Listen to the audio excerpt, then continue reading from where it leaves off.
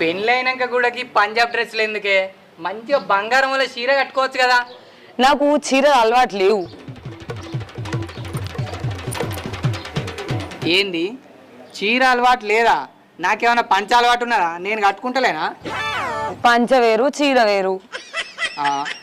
వేరు వేరు అని నాకు తెలియదానే, కానీ పెళ్ళైన వాళ్ళు చీరలు కట్టుకుంటేనే అందంగా ఉంటారు. నేను మాత్రం ఈ డ్రెస్సులలోనే అందంగా ఉంటా. చెప్పిన మాటను పెడచెవిన పెట్టుడు అంటే గిదే. పెడచేన పెట్టినా పెట్టకున్నా నేను చీరలు కట్టుకోను, ఈ డ్రెస్లే వేసుకుంటా.